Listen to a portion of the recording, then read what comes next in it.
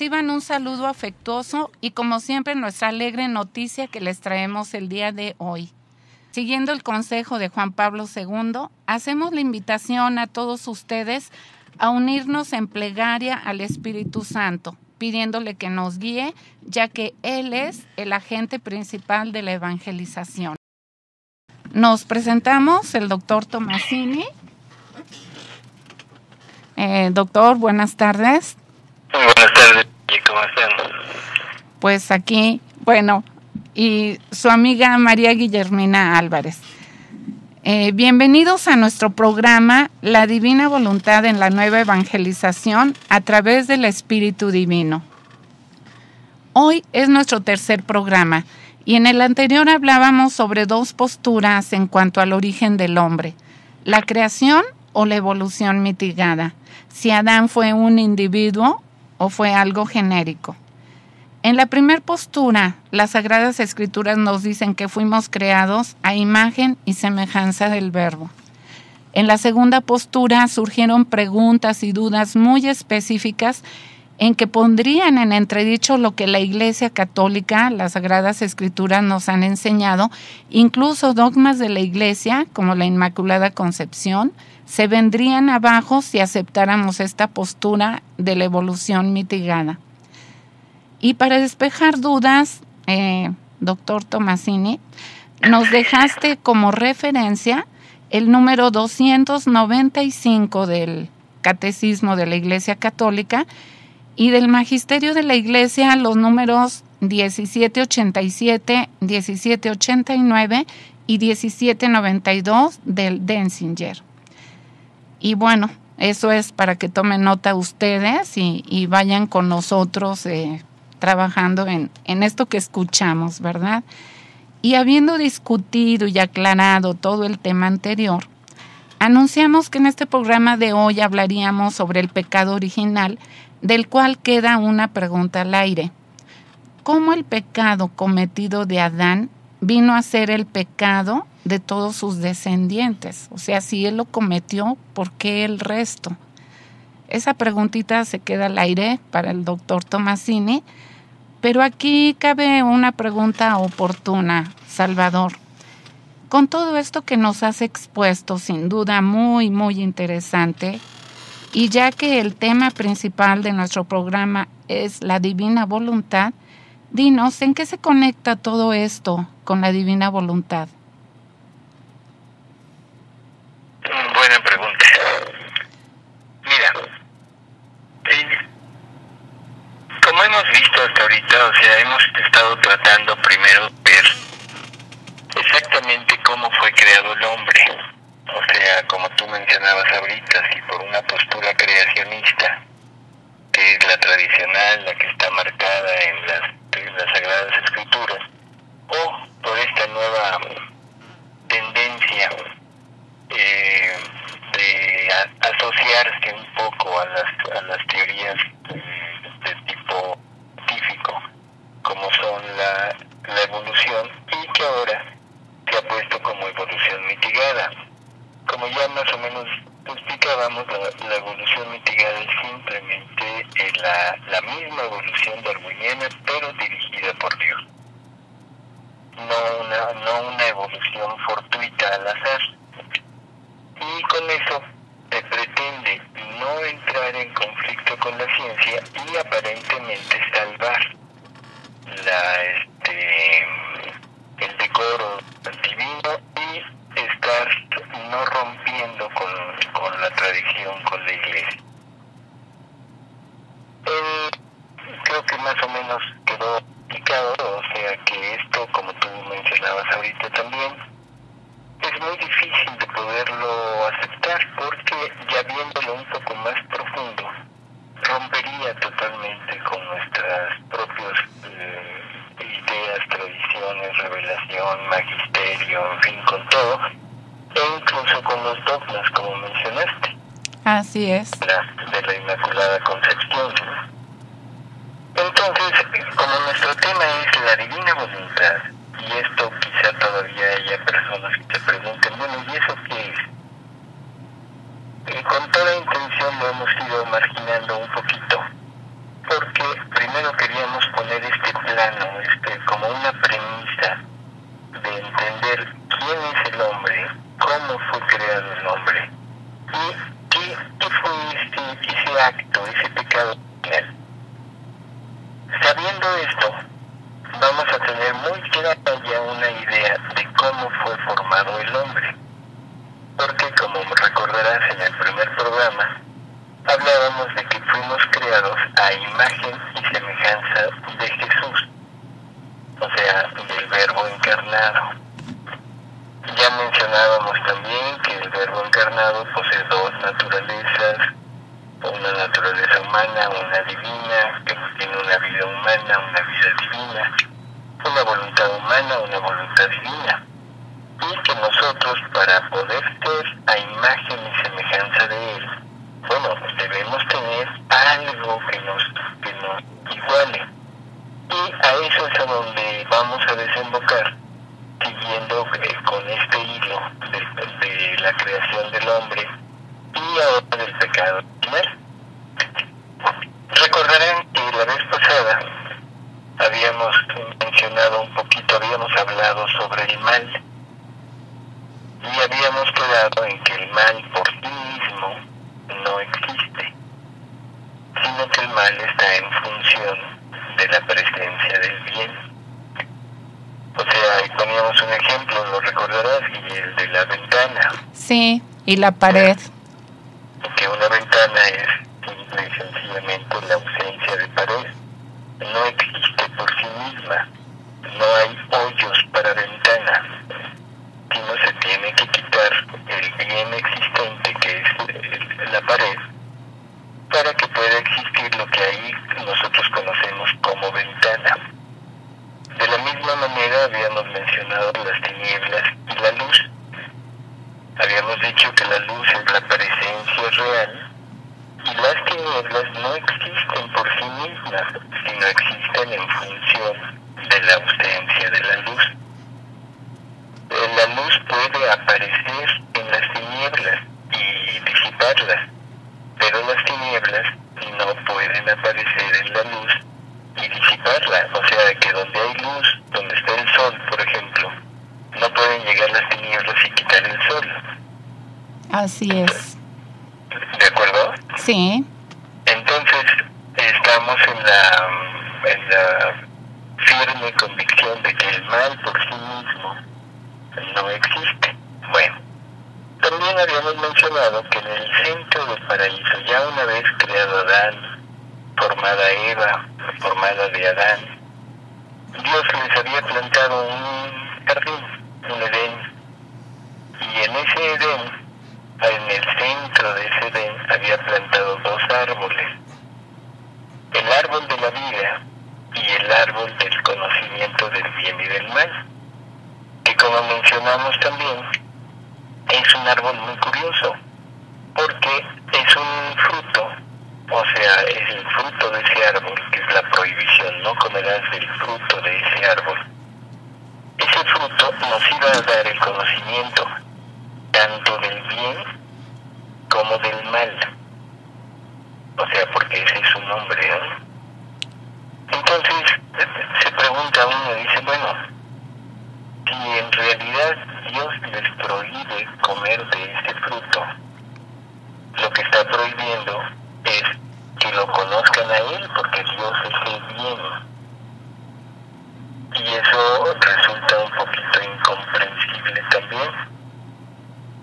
En la parte de conocer el mal, dice uno, bueno, de acuerdo, Dios no quería el mal para el hombre, pero en el bien, quiere decir que entonces tampoco querría Él que lo conociéramos. Para esto es para lo que necesitamos hacer ciertas formas de análisis para poder entenderlo. Si tomamos en cuenta los ejemplos que habíamos puesto de la ventana, ¿qué se necesita para hacer una ventana? Bueno, se necesita una voluntad activa de alguien que diga, yo quiero una ventana, y después se requiere de un trabajo, o sea, con un cincel y un martillo, empezar a quitar tabiques para ir ampliando el hueco hasta donde la persona que lo está haciendo quiera.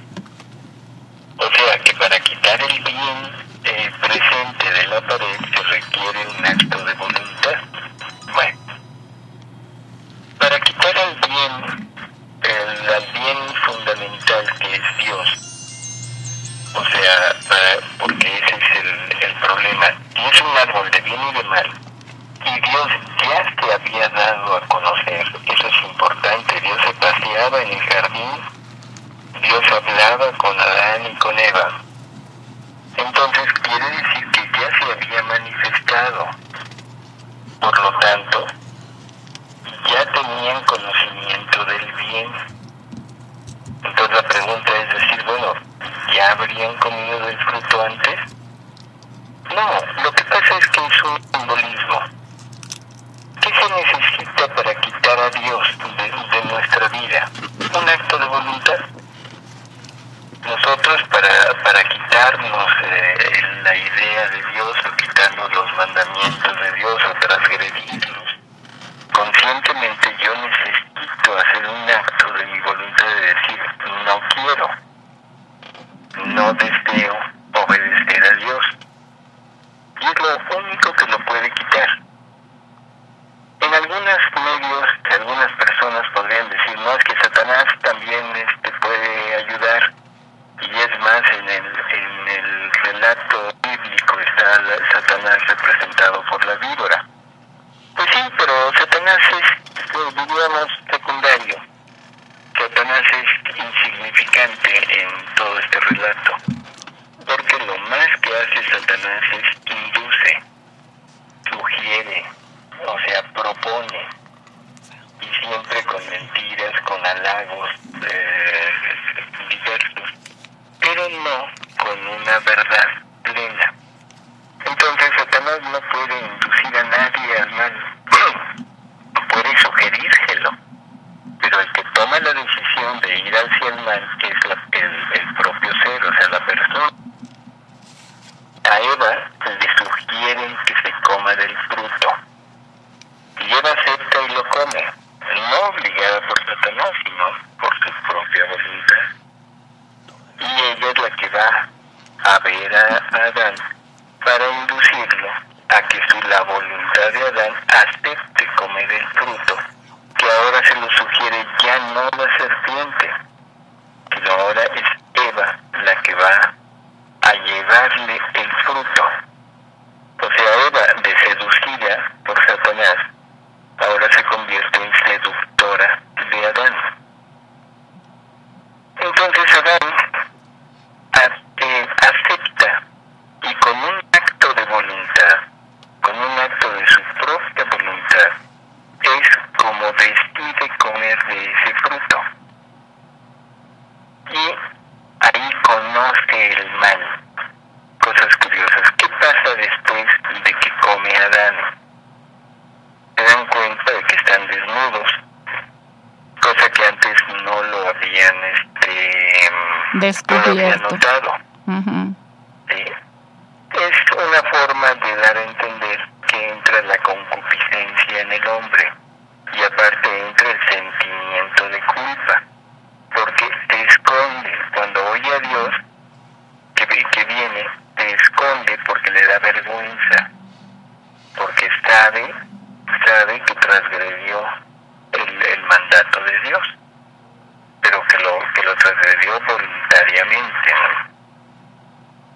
Si tomamos todo en consideración, que Adán ya tenía el conocimiento del bien, ya trataba con el bien de tú a tú, o sea, con Dios de tú a tú.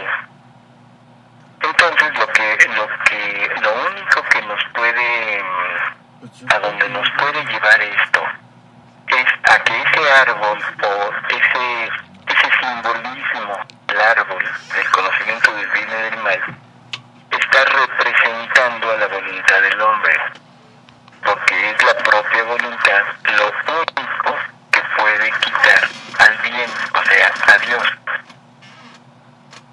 Y en esa voluntad del hombre, en esa voluntad de Adán,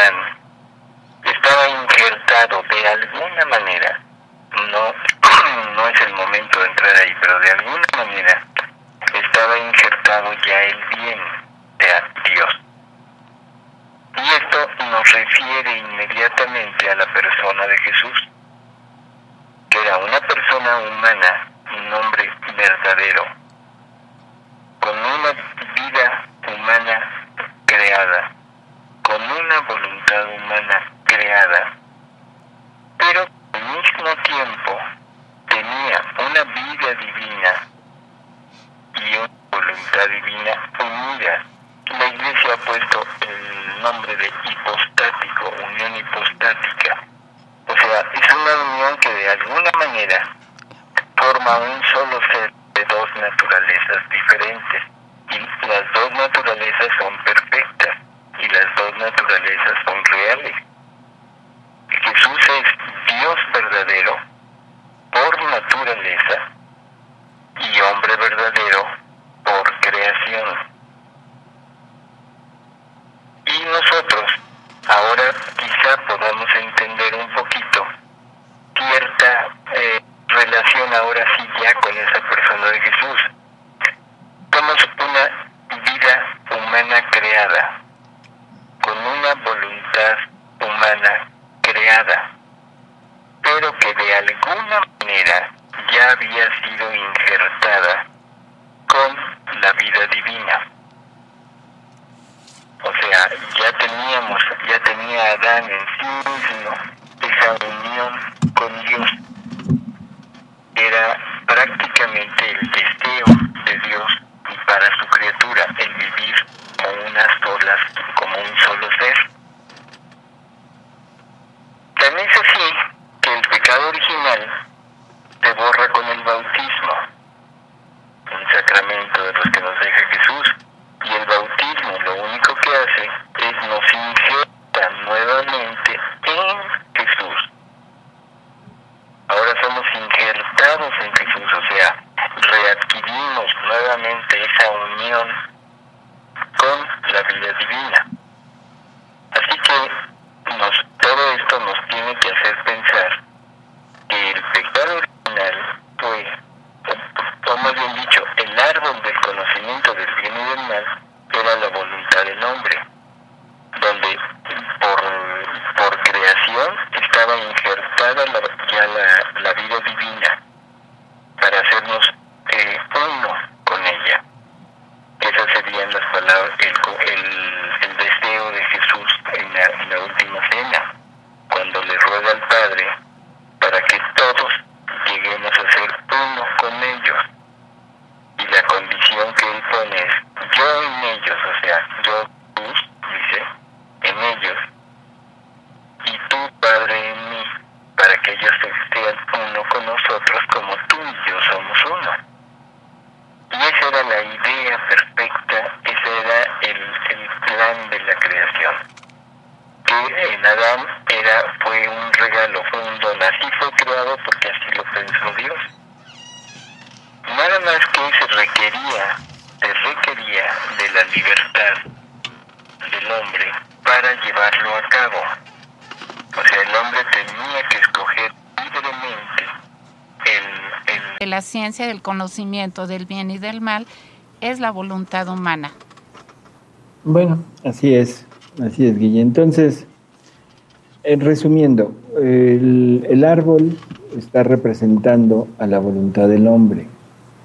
La voluntad del hombre, a imagen de Jesús, está unida por don, como un regalo de Dios, con la misma vida divina y con la voluntad divina para hacer crecer esa vida en nosotros. En el momento en el que el hombre voluntariamente se olvida de que Dios lo ama, se olvida del mandato divino, entonces en ese momento hace uso de su voluntad, pero no unida a la voluntad de Dios. O sea, decide actuar por sí misma, sola, y eso es lo que hace el primer hoyo de ausencia de vida divina en el hombre. O sea, aparece el mal así. no como cosa, no como un ser independiente, sino como consecuencia del acto humano de Adán, sin la unión con la vida divina. Y esto también nos puede explicar muy bien cómo es posible que el pecado original se transmita a toda la humanidad. En muchísimas ocasiones se oye decir, ¿cómo es posible que este niño que acaba de nacer, inocente, sin ninguna vivencia todavía personal, pueda heredar un pecado, pueda tener un pecado? El problema es que siempre nosotros consideramos el pecado como una acción voluntaria. Y al hablar de pecado original, lógicamente nuestra mente vuela hacia una acción voluntaria de transgredir la ley de Dios. Con lo que hemos mencionado ya se podrá más o menos entender que lo que conocemos como pecado original no fue tal, sino es una ausencia de Dios. Adán se quedó sin esa unión de Dios. Y esto está representado en el momento en que lo expulsan del paraíso. Ya no puede morar ahí. Y al ya no tener esa unión con Dios, al ya no tener esa participación con la divinidad, lógicamente ya no la puede heredar, porque no era parte de su naturaleza, sino era un don gratuito que Dios le había dado. Entonces, lo que conocemos como pecado original no es pecado en el sentido estricto, sino es la ausencia de la vida divina en la criatura. Y que lo tenemos porque Adán no nos lo pudo heredar. Y esa es quizás la explicación de lo que hablábamos el programa pasado. ¿Cómo explicarme el pecado original o esta ausencia de vida divina en las criaturas si Adán fue múltiple? Si Adán no fue uno solo, una cabeza de la misión de la familia humana, si Adán no es el padre de todas las generaciones, ¿cómo es posible que su acto de quitarse el bien sea transmitido a todos, incluso a aquellos que no descienden de él? Con esto ya también tenemos una idea de lo que quiere decir Inmaculada Concepción. María no es nada más la llena de gracia, o sea, no es nada más la exenta de la mancha de origen, pero porque la palabra exenta de la mancha de origen o inmaculada quiere decir presencia total, absoluta de vida divina.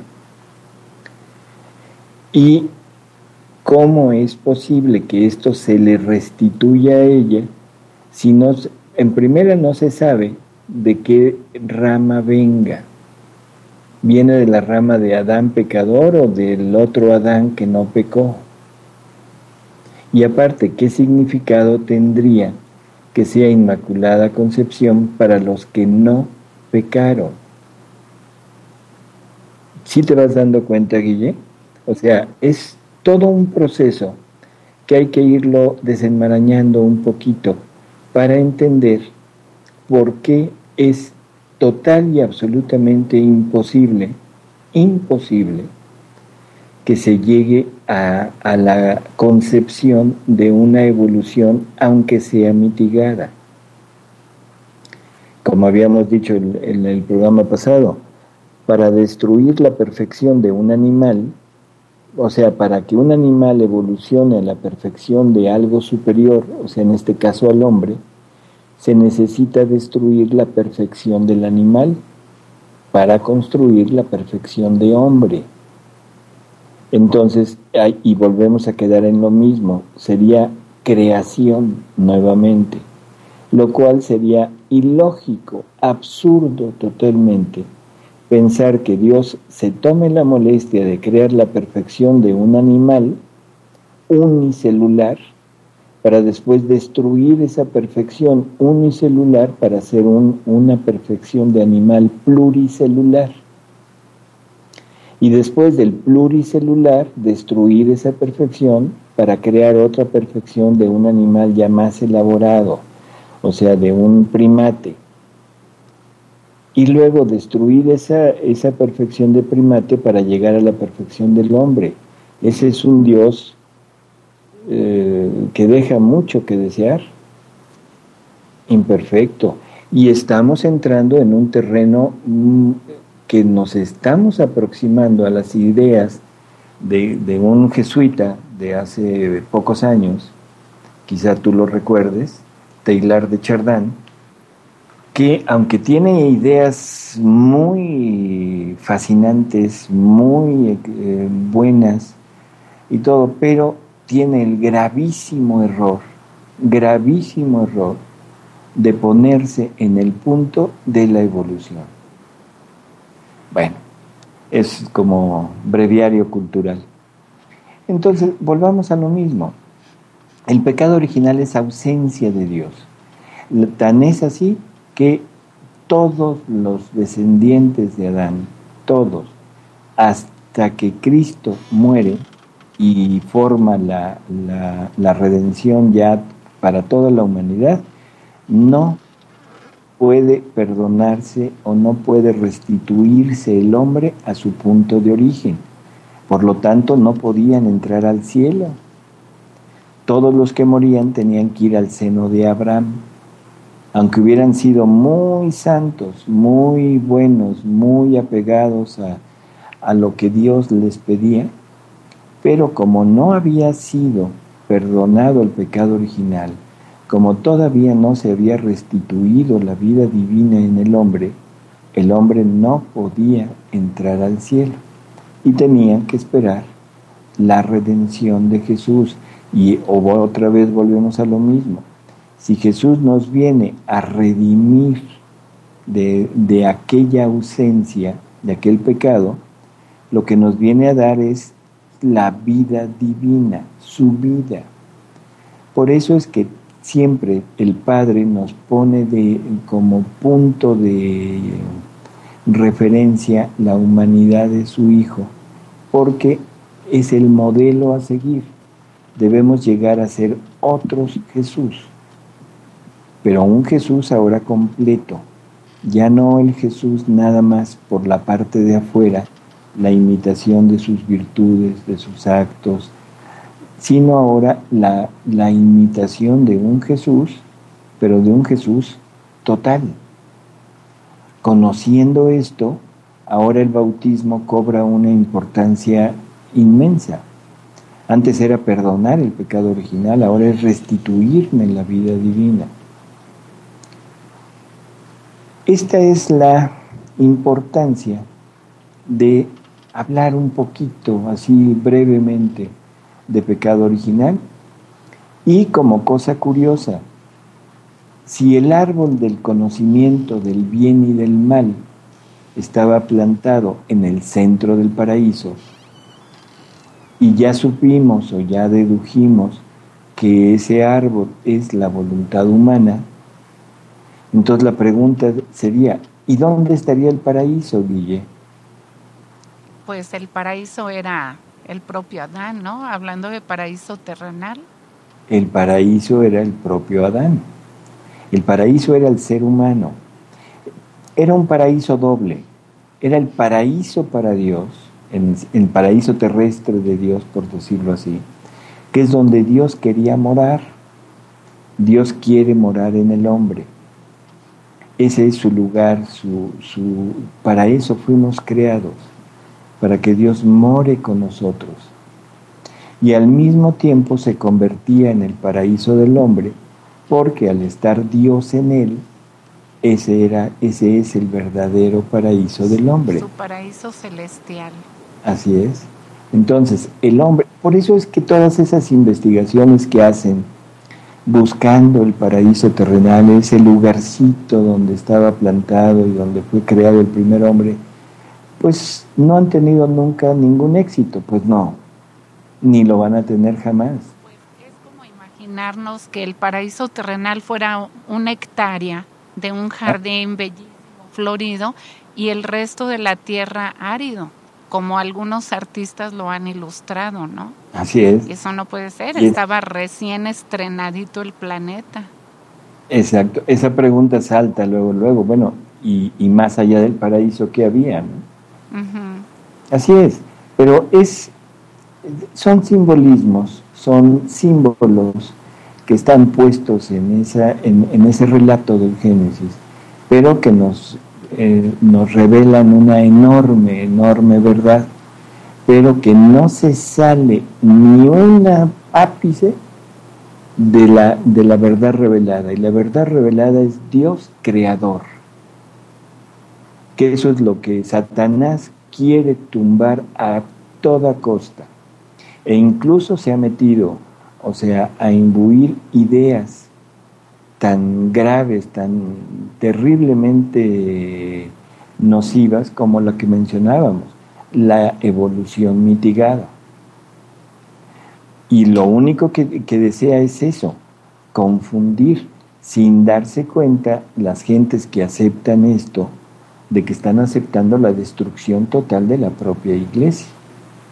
Pero pues bueno. Sí, bueno, lo que quiere es quitar la vida divina del hombre, porque también me quedo pensando en ese gran mal que recibimos de Adán, en el tema que estamos hablando, y que nosotros lo decimos como pecado original, y como tú dices, nos pone a pensar de que un pecado, sabemos que para que sea pecado debe ser algo consciente y entonces nos brinca un poquito eso, pero si nos profundizamos con todo lo que estás explicando, pues nos llega a la conclusión que realmente el mal que nos heredó Adán fue el no heredarnos justamente la vida divina que Dios había puesto en Adán para ser justamente semejantes al Verbo. Bueno, y volvemos al mismo punto. En el momento que Adán come, se les abren los ojos, ¿sí? O sea, se les abren los ojos, se dan cuenta tienen ya conciencia de su concupiscencia, o sea, la tendencia, ¿vale? Porque antes no les causó una impresión el estar desnudos, no se avergonzaban, simplemente así habían sido creados, ¿sí? No es que estuvieran ciegos o que, como por ahí dicen, que refulgían de luz. Sí, refulgían de luz, pero de una luz de inteligencia, de bien, de santidad, que no les dejaba pie a fijarse en las cosas del mundo. No tenían ese incentivo como lo tenemos nosotros hacia la parte carnal, hacia la parte de la concupiscencia, ¿sí? Todo para ellos era bueno, todo para ellos era natural, y todos esos conceptos que tenían Adán y Eva en aquel tiempo, antes del pecado, es lo que corresponde al bien, ¿sí? Sí. Pero es un bien que sin la contraparte de la experiencia de la ausencia de dicho bien, lógico, era totalmente natural, no había nada de que los llamara a sentirse distraídos de Dios. En el momento que se abre ese hueco, en ese momento se alcanza a ver la naturaleza humana con todo lo que con todo lo que contiene. Y la naturaleza humana, aparte de la parte física, contenía instintos. Y ese instinto se apodera del hombre.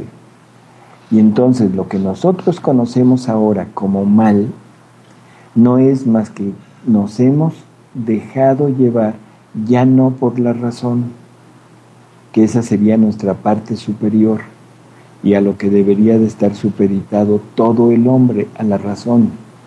Ahora nos hemos dejado llevar por el instinto. Y ese instinto tiende a lo natural.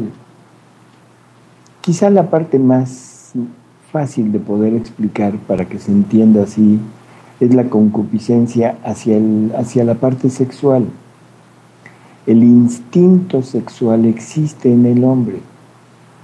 En el momento que se le quita, se vela la parte de la razón, y de una razón ayudada, soportada, sostenida por la vida divina, lógicamente, mientras estaba en unión con la vida divina, la concupiscencia no tenía ningún significado. Pero en el momento que se quita, queda la concupiscencia animal, y entonces es la tendencia al mal. Y así podríamos explicar todos los pecados y todas las tendencias actuales, todos los vicios o miserias del hombre, ¿no? Pero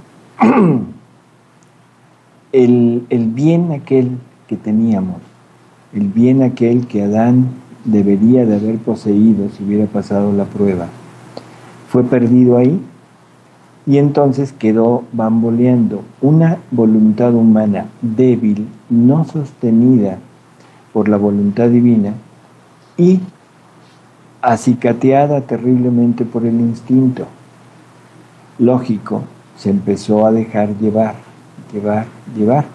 Y la misma Sagrada Escritura nos narra cómo a través de las generaciones de Adán en adelante empezó a surgir el mal, un Caín que por envidia, por celo, mata a su hermano. Luego, como narra la Biblia, los hijos de Dios se dejaron seducir por las hijas del hombre. Y luego salen las mentes exaltadas diciendo, extraterrestres, los ángeles, en fin. No, era simplemente la parte de la pequeña porción de hijos de Adán que seguían la idea de Dios y trataban de seguir una vida más apegada a lo que debería de haber sido, haciéndose fuerza a sí mismos, se sentían atraídos por las hijas del hombre, o sea, de los que se dejaron llevar por la fuerza del instinto. Y lógico, eso fue dando como consecuencia una perversión cada vez mayor del género humano, hasta que llega el momento en que Dios, dice la Sagrada Escritura, se arrepiente y decide destruir a toda la humanidad. Solamente quedan la familia de Noé y sus 3 hijos y sus 3 esposas, para salvaguardar el plan de Dios, porque eran justos, se habían mantenido dentro de lo que Dios quería, y en ellos va a dar comienzo nuevamente al proyecto de la familia humana. O sea, ellos son los que...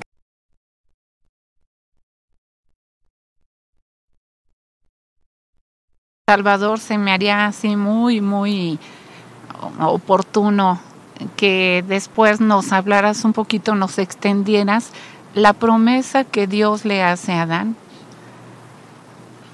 Bueno, simplemente le promete un redentor.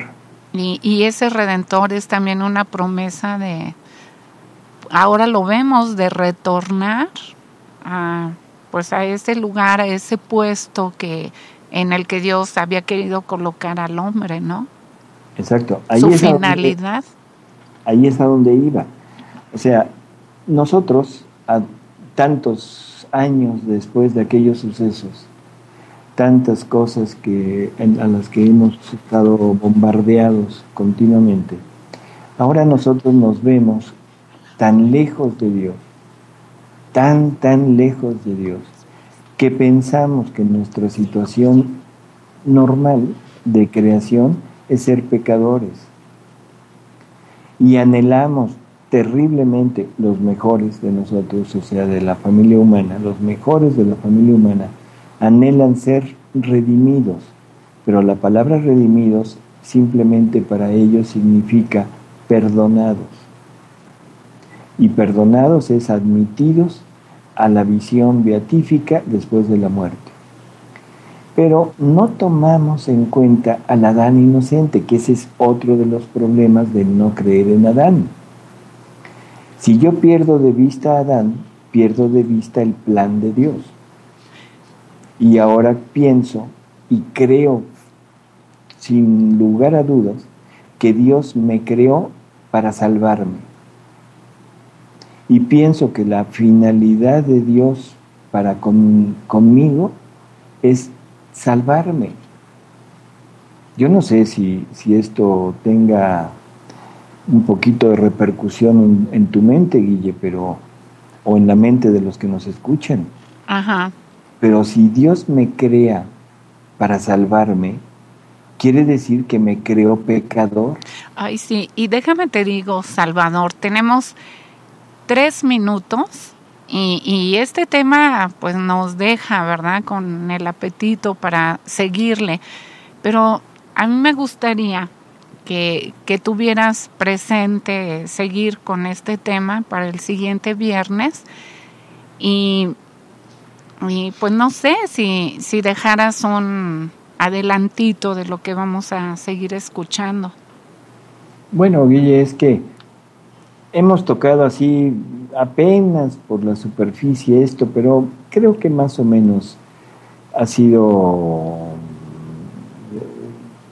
no sé cómo decirlo, suficiente para entender que el hombre, la perspectiva del hombre debe cambiar.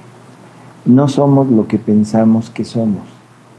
Así es, porque si recordamos el pasaje del joven rico, ¿sí?, en que Jesús le dice que, bueno, ya está en el camino de la salvación, pero que si quiere ser perfecto, ahí Jesús nos está dando a entender a todos que hay un grado más alto.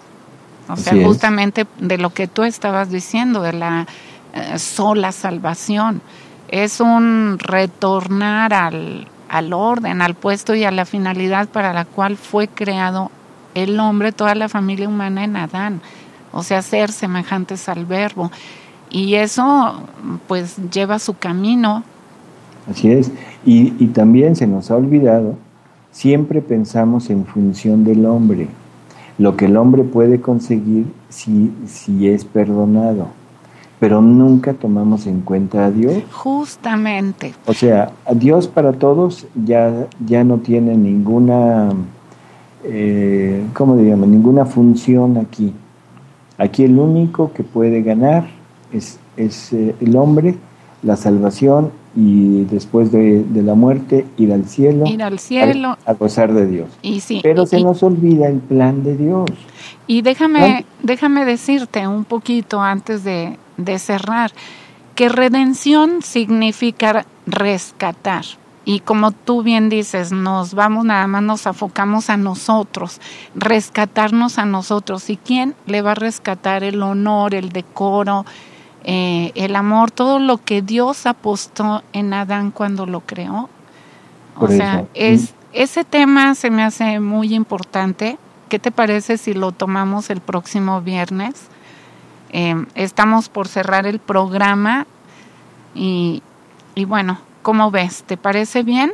Antes de despedirnos. Bueno, es que sí, era como el camino lógico, ¿no? Ajá. O sea, pero sí dejar en la mente de los que nos escuchan que esa divina voluntad, que es el nombre, el título del programa, o sea, es exactamente esto, la restitución al punto de origen. Y sí. O sea, vamos a ver cómo podemos conseguir nuevamente esto. Vamos a tratar de entender un poquito lo que Jesús quiso decir la noche del jueves en la última cena. Todavía tengo mucho que deciros. Así es. Bueno, ay, Salvador, muchísimas gracias. Estamos atentísimos al siguiente programa Y bueno, amigos, nos ha dado mucho gusto haber estado compartiendo con ustedes este sustancioso, inagotable tema de la divina voluntad. Es siempre un placer hablar de Dios y de sus cosas. Y de nuevo nos despedimos por esta vez y esperamos contar de nuevo con su atención el próximo viernes. Misma hora, misma página, mismo entusiasmo por amor. Y siempre uniéndonos para pedirle a Dios que venga su reino, que se haga su voluntad como en el cielo, así en la tierra. Dios nos bendice infinitamente y nosotros lo bendecimos a Él. Buenas tardes. Hágase, hágase, hágase tu voluntad en la tierra como en el cielo.